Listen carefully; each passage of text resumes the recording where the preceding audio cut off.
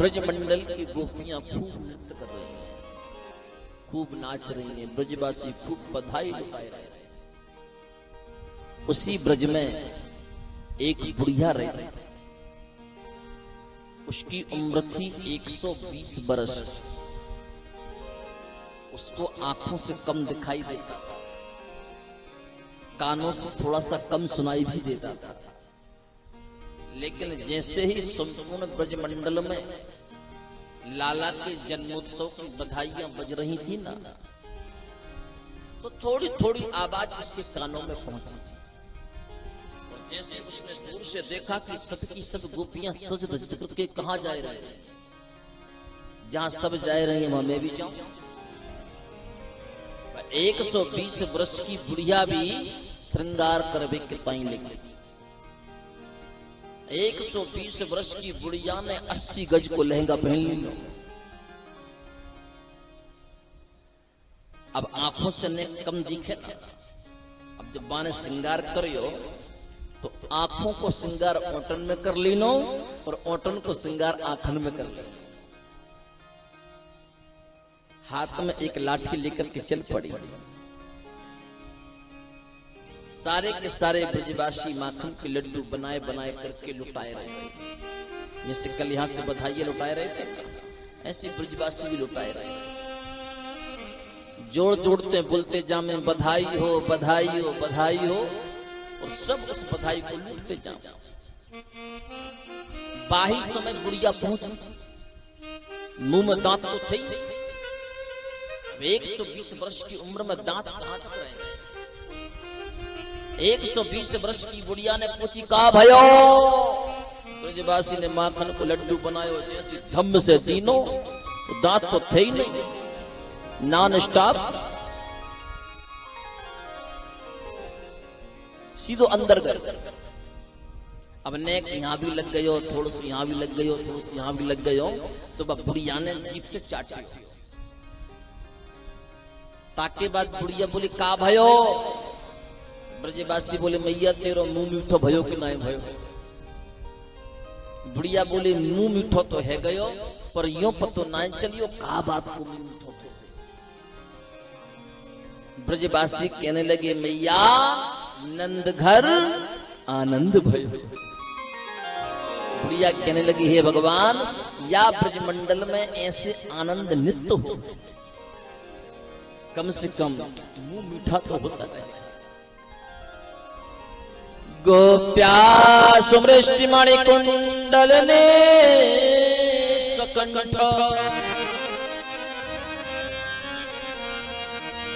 चित्रांबरा पथ सुखा च्युतिमान वर्षा।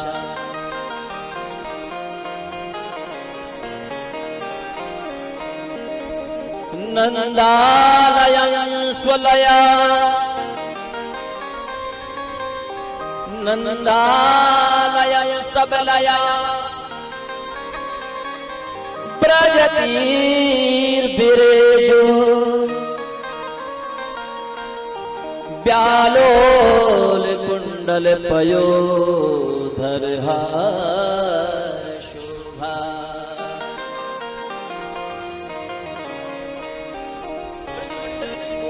ऐसे शोभायमान हो रही थी जैसे मानो संपूर्ण तारागणों के मध्य में ध्रुव तारा सुशोभित होता हो।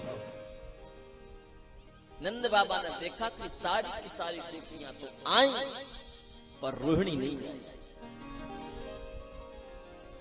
रोहिणी एक छोटी सी खिड़की में से उस उत्सव का आनंद ले रही थी, पर उत्सव में रोहिणी आई नहीं। अब रोहिणी उत्सव में आए तो आए कैसे? रोहिणी का मन तो बहुत करता है आने का, लेकिन वो आ नहीं सकती, कुछ मर्यादा है। लेकिन नंद बाबा रोहिणी के समक्ष पहुंचे।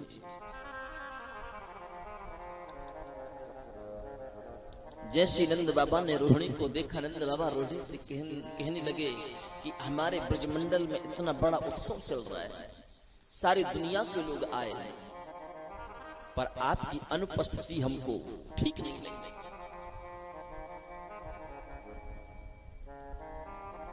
रोहिणी च महाभागा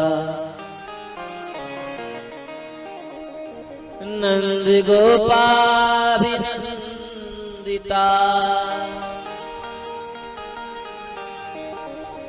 व्यचरत दिव्य वासा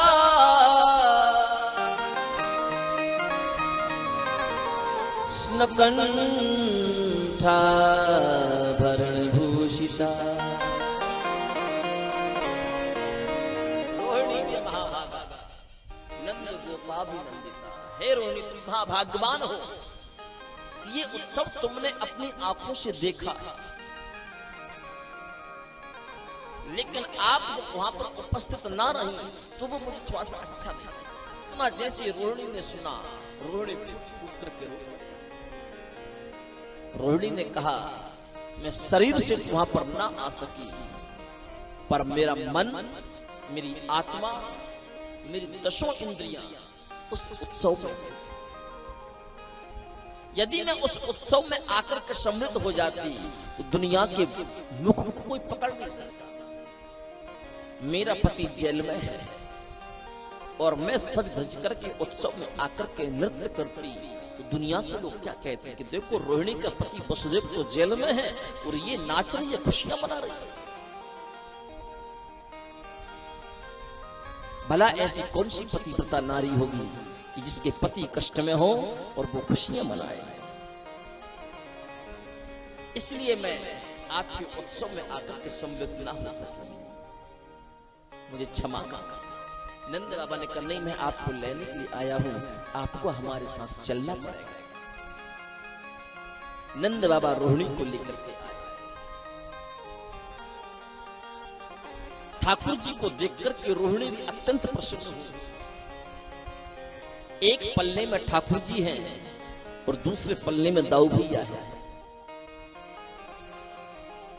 नंद बाबा ने अपने संपूर्ण कुबेर के भंडार खोल दिए थे कृष्ण बलराम के जन्मोत्सव की खुशी में। हमारे ब्रज के संत तो ये कहते हैं कि नंद बाबा ने कृष्ण बलराम की प्रसन्नता में इतना लुटाया कि उनके पास एक रूमाल भी नहीं बचा। नंद कछु इतनो जो दियो घनश्याम कुबेरों की मति बोरी देखत मोहि लुटाय दियो न बची बचिया छचिया न पिछोरी। माखन की एक बटकी भी नहीं बची, गाय तो बहुत दूर की बात है, एक बचिया भी नहीं बची, पिछोरी एक रुमाल भी नहीं बचा, सब कुछ लुटा दिया। कुबेर का खजाना खाली कर दिया नंद बाबा ने। नंद बाबा के मन में विचार आया कि उत्सव तो हमने मना लिया, पर कहते हैं कि जब हमारे यहाँ पर कोई उत्सव होवे तो राजा के लिए आमंत्रण या राजा के लिए कर जरूर देना चाहिए। तो महाराज कंस को कर देने के लिए तो जाना पड़ेगा। तो नंद उपनंद महानंद गोकुल नगरी से मथुरा नगरी की यात्रा करते हैं और महाराज कंस को कर देने के लिए चल पड़े।